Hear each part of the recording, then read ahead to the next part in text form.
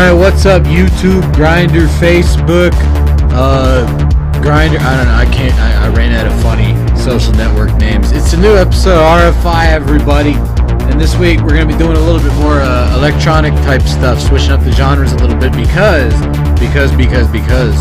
a new Ice Ages album has come out for the first time since I was in high school. Ice Ages, of course, is the side project, or one of the many side projects of a member of Summoning. In this case, it's Protector. He's got this weird sort of industrial synth poppy thing called Ice Ages, and it's really good stuff, and I'm glad they put a new album out. It's part of this genre called Cold Wave. The Iceman cometh. You are not sending me to the cooler. What killed the dinosaurs? The Ice Age! Stay cool, bird boy. Yeah, electronic music gets a little wacky with the different subgenres. They'll divide shit up based on, like, how many beats per minute it is. I mean, that's basically what, like, Gabber is. It's like, oh, it has to be 160 beats per minute or faster, blah, blah, blah, blah. Like, I don't know. But I can understand it because I myself am a black metal autist, and it's a lot easier to say Hellenic black metal than it is to say, you know that Greek black metal stuff that kind of has like the Iron Maiden riffs, but they're not like the Swedish bands got the Iron Maiden riffs. They play like a little slower and there's like more acoustic stuff or something. I don't know. So, you know, I can get subdividing shit into genres for the ease of categorization and description. But this week we are not really going to be talking about Ice Ages that much because I've only been listening to the new album maybe like a day. Instead, we are going to be talking about Perturbator, who are from France. Who are, you know, it's just one guy. He is from France, and this guy used to be in a bunch of black metal bands, and then he started up this weird electronic thing that ended up basically kickstarting synthwave, or as most people call it, that stuff that all kind of sounds like Xurious, you know, in our fashy corner of the internet. But I think Perturbator has a bit more to them than most of the other bands like that. They're a little bit deeper than like Laserhawk or Carpenter Brute or even Xurious. And it's kind of funny because like people that are into this kind of music look down on Perturbator nowadays for some reason. They're like, oh, that's more mainstream, blah, blah, blah, whatever. I don't know.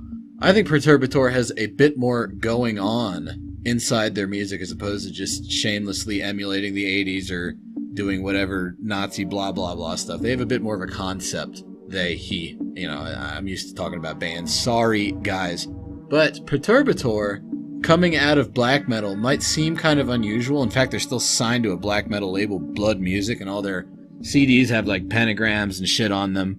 But actually, it's not that unusual. Black metal has always been somewhat tied to electronic music. In fact, Kraftwerk and Jean-Michel Jarre and Tangerine Dream were all major influences on the Norwegian black metal stuff. In fact, the famous Burzum album Philosophem is essentially a tribute to German electronic music of the 70s, in that the first half of the album is composed in the manner of a Dusseldorf style band like Kraftwerk, and the long-form compositions in the second half of the album are more Berlin school in the style of Klaus Schulze or Tangerine Dream. So let's go way back to some Kraftwerk. They are perhaps even more influential on modern music than the Beatles were, if you ask me. And on their album Die Menschmaschine, or The Man Machine, they had two very important tracks, that being Space Lab and Metropolis, which essentially put forward two visions of the future that were then glommed onto by different facets of what would later become electronic music. For starters, there is Space Lab, which is sort of this utopian futurist type thing, but because of like the soullessness of electronics and encroaching technology, there's a bit of hidden melancholy to the utopianism. Let's have a listen to that. So this is the utopian component of that particular sub-strand of emotion in electronic music. You got pretty major key vocoder stuff, and then the synths are very major key, but then it can dip into minor keys that give it a certain wistfulness. This sort of thing was heavily picked up on by the new wave bands of the early 80s and late 70s. On the opposite end, we have Metropolis, which is far more dystopian, with a sense of danger, But in a way, it's more hopeful than the utopian stuff, because rather than being a finished platonic product, it's something that you can struggle against. So this is obviously quite a bit darker than Space Lab. It utilizes a dissonant chord with that thing, and the chorus is certainly more despondent. But the beat is much more driving, and especially if you're looking at the waveform of this song, it's very obvious where the drum hits are. But here's where there's a bit more hope in the struggle, is when they play stuff like this. It's not necessarily major key, but it certainly has a bit more fight to it than the slight wistful melancholy of a Space Lab. But those are the two main strains of electronic music as far as I can tell, or at least with the more synth poppy type stuff. And with the former, the sort of utopianism masking wistful melancholy, you get stuff like this. You know, Daft Punk. But watch what happens here. The melody is almost disintegrating on itself and its optimism. It's destroying itself. So a pretty interesting song there. Another example of this would be from my current favorite band. So slightly more optimistic than, say, Space Lab. But it still utilizes that driving Kraftwerk sort of bass line, very similar to Autobahn. To be fair, you need a pretty high IQ to understand the high art that is Twice, the goddesses of K-pop. But Perturbator, as the name suggests, it sounds like a death metal band. They use lots of pentagrams. Their aesthetic is very Akira, Ghost in the Shell, Blade Runner type shit. They are certainly on the darker end, the more fighting against technological tyranny end of the spectrum when it comes to electronic music. They are very, he's got very complex music. He uses a lot of different kinds of interesting counterpoint tricks.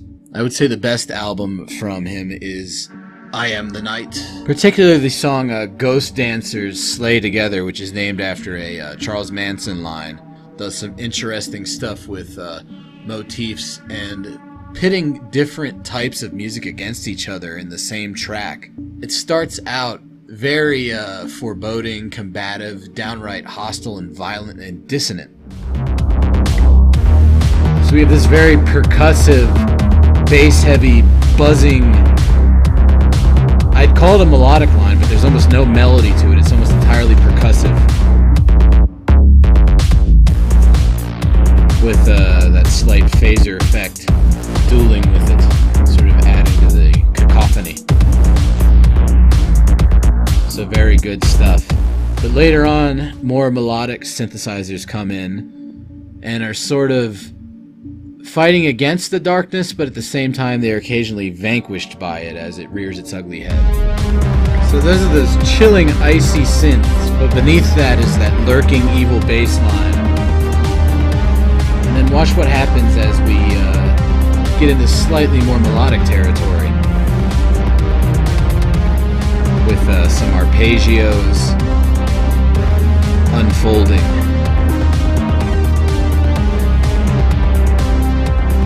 Here's where it gets very interesting.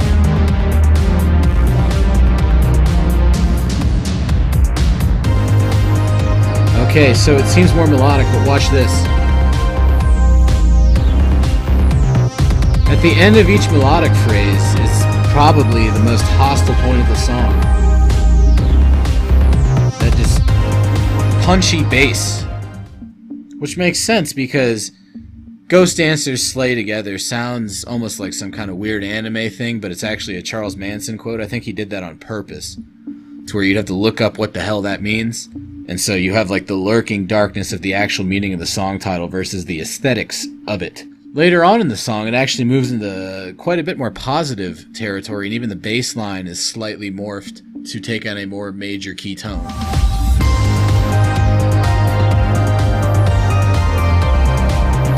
So even that bass line is a little bit happier.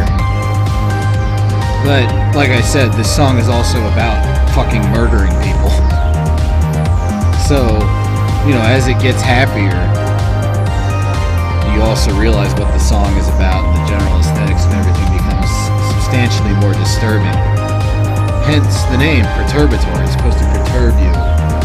And in fact, there's been a lot of complaining about this band, or rather this artist, because people think it's about, like, rape and weird stuff, but it's really more about technological dehumanization, the rape of the human spirit in the face of modern soulless existence. This line of thought was brought to a more personal and microcosmic head on an EP he put out called Sexualizer, which chronicles the slight but ever-increasing decay into madness of a young man who is beset by the wickedness of pornography that eventually leads him to become a serial killer. So let's have a listen to that one. This one's considerably more 80s sounding. And in fact, they used some of it for the soundtrack to the Hotline Miami games. So that rolling bass line there actually reminds me a bit of the Bloodsport soundtrack, which I'm sure was intentional given the man's taste in movies. And then check out that very 80s synthesized bass tone. And the wistful synths, which are contrasting with the more contemplative melodic synths. Let's go a little further into the song. You ready, girl? I love my editing team. They're so helpful. DJ, drop it. So here we are going to see the emergence of what becomes a recurring leitmotif over the course of the EP. The sparkling melodic synth sign right here.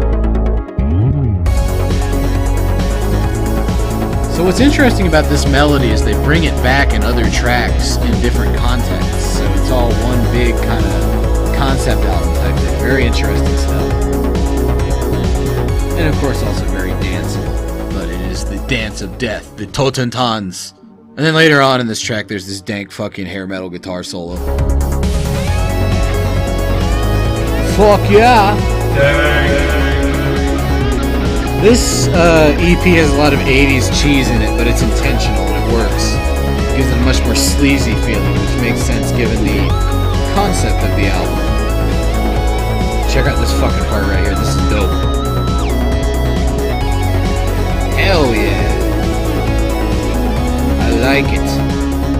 So there's a lot of variety to Perturbator's sound. They bring in elements of a lot of different genres.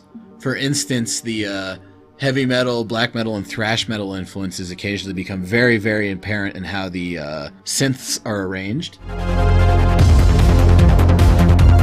So these synth lines are very reminiscent of the palm-muted guitars common to thrash metal, in my estimation. And then an even more obvious guitar synth doth approach over the horizon. Eventually. It's coming. I promise.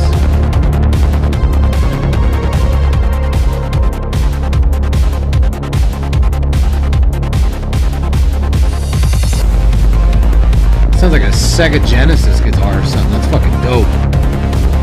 Now watch this part. Hell yeah. Very cool stuff. And they go into very, very, very melancholic, borderline suicidal, but also very romantic territory, incorporating cleanly sung vocals as well. The way Perturbator utilizes vocals is interesting. The lyrics themselves don't really matter that much. It's more the melodies that are being sung, and also the placement of the vocal-heavy tracks over the course of the album, unfolding sort of like a sonic movie. So the way they put albums together is very similar to Psy, in fact, the Japanese band, not the Korean one, you jerk. Stop making that joke, please. So very nice, beautiful, but very sad duet between the female vocals and the keyboards here. So overall, Perturbator, very cool stuff. Check it out. If you're into black metal and you're looking to broaden your horizons, it's worth getting into. Until next time, this has been the Radio Free Innsmouth. I hope you have a good rest of your week. I will see you around. Bye-bye.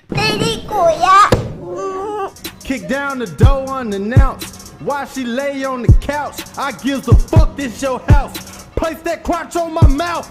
Rape, rape, rape, rape, rape, rape on the first fucking day. I love you so much. Rape, rape, rape, rape. Put that pussy on my motherfucking face.